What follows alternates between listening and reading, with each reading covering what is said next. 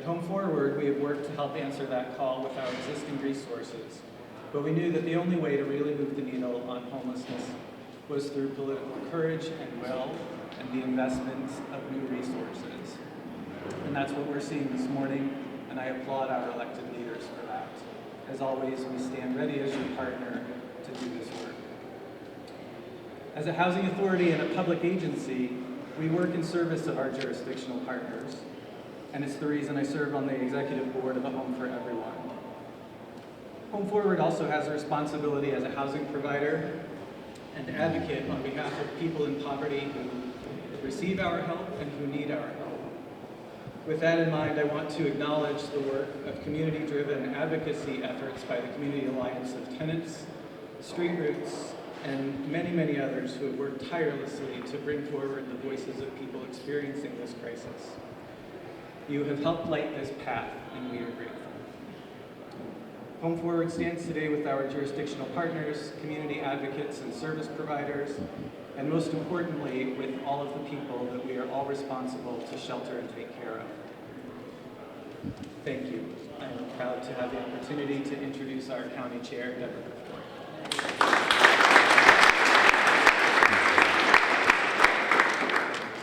For a long time, helping people who are experiencing homelessness has been my personal priority and the priority of the county, because we see the numerous ways people's lives are hurt when they don't have a stable home. Once we can put a roof over a family's head, then we can begin to build a solid foundation under their feet. A stable home allows us to more effectively tackle the other problems, like a drug addiction, mental health issues, or helping someone find a job. The housing crisis in our community is making our job, serving as a community safety net, much harder. Over the last year, demand for rental housing has skyrocketed in the Portland region. Rents have jumped 16% countywide. Only 2.4% of rental units are vacant, and this shortage of units is driving up the cost.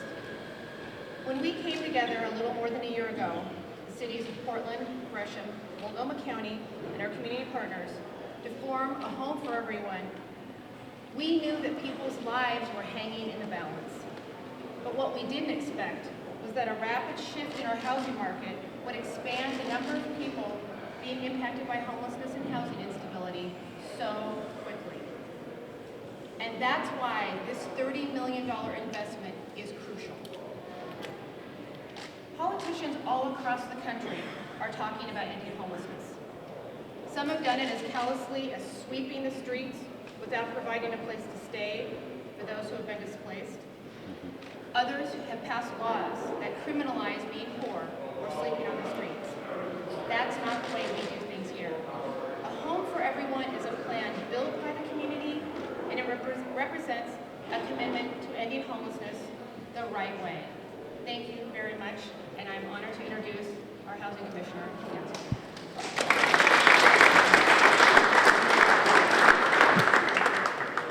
Well, I want to thank the chair and the mayor for their catalytic proposal today to add $30 million to the request for transitional housing and getting people off the streets and also into more permanent housing.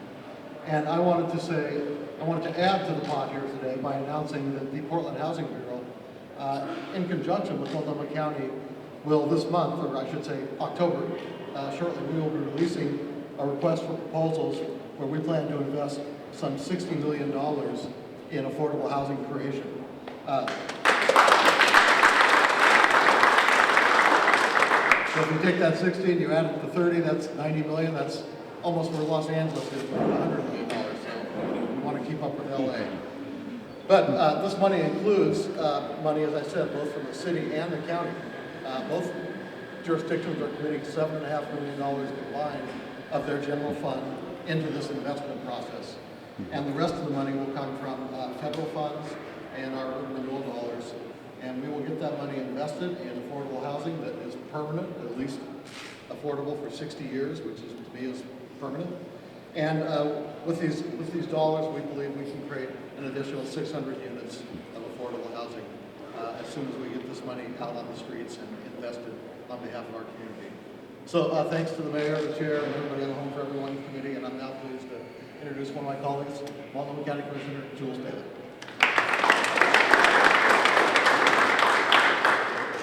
Well, first of all, I want to thank my wife for allowing me to be here with one at home, first things first. But I really want to thank Chair Kafori, Mayor Hales, and all the folks here for this important announcement, and especially to thank the members of the Home for Everyone effort, the coordinating board, and the executive committee for their time, their commitment, and their hard work to realizing the goal of ending homelessness. We know that Portland is hot, but that means too many families are getting burned. Rents are up, evictions are up, and that means families are out. We have to do something. We have a responsibility to make a difference. And this announcement today takes us one step closer to them by focusing on critical populations and making sure that we can treat everybody with the dignity, the respect, and the safety that they deserve. That's the kind of world I want my son to grow up in. And that's why I'm so excited that we're here today for this important announcement. Chair Kafori, you've got my vote, and I look forward to helping you round up a few more. Thank you very much.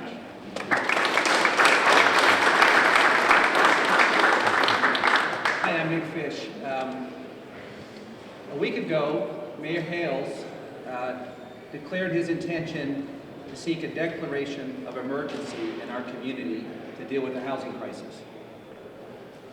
It raised a lot of hope, and it raised some eyebrows. But most important, it posed a fundamental question about whether our community was prepared to step up to meet this challenge. And today, emphatically, our community has responded, yes, we are willing to do so.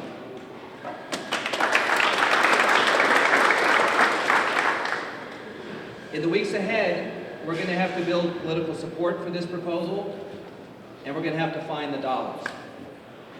Charlie, I'm all in. And we have other work to do as well, setting aside more urban renewal dollars for housing, supporting Commissioner Saltzman's innovative market-based proposals to leverage affordable housing, building stronger protections for renters and homeowners, and expanding our toolkit. But today is a very promising day. And Deborah, it makes me think about someone who's not here. Somewhere, Gretchen Kafori is watching this unfold. The last time she was in this building, she came before council and she said, keep your promises and do more. Today, I think Gretchen, wherever she is smiling. Thank you very much.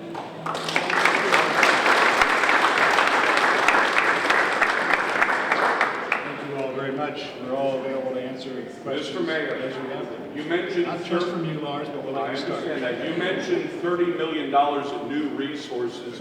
Where did you get it, and what services will other taxpayers have to forego because you found the $30 million? Mark can talk about how the coordinating committee and the Home for Everyone process came up with the estimate of what we need to move the needle as far as we said we want to go. But let me talk a little bit about how we might do this. Let me back up a bit. First, we've learned a lesson here from our experience with the veterans. A year ago this week, Secretary of HUD called me and said, would you and your community step up and join this effort nationally to get all of our homeless veterans inside? And I said, let me check with my partners because we have this Home for Everyone partnership. And we made that commitment. And then what we did is set a goal and work together and brought new partners into the equation. And we have moved the needle. We've gone from 690 homeless veterans at the beginning of this year to somewhere around 220 or 230 this year. We've cut it by 2/3. Our goal, this coalition's goal, is to get all those homeless veterans inside by Christmas. How do we do it? A little bit of our money and federal money as well. HUD stepped up and helped us. The federal government, and we're not counting on the federal government here, but the federal government in this administration is rewarding innovation at the local level. You mentioned $30 million, though, in new resources. Where are they coming from? So where we can do that now at the city and the county, I'll talk about where some of the possibilities are for the city side of the commitment. Commissioner Fish mentioned one of them. We have urban renewal money, some of which is already dedicated to housing, some of which isn't. That money is fungible. Does not all have to be spent in the specified way in the long-term plans that the Portland Development Commission has for each urban renewal area, and we have the opportunity, along with the PDC, to reprogram some of that money for housing. In fact, we've already done it. Commissioner Saltzman and I dedicated $20 million of additional TIF money to housing in the interstate corridor. So we've already proven that we can use that tool. Secondly, we're about to take up consideration in the council of a demolition tax. That money will be dedicated to affordable housing if the demolition tax is passed. Thirdly, the city's general fund budget is in a much better place than it was when I started.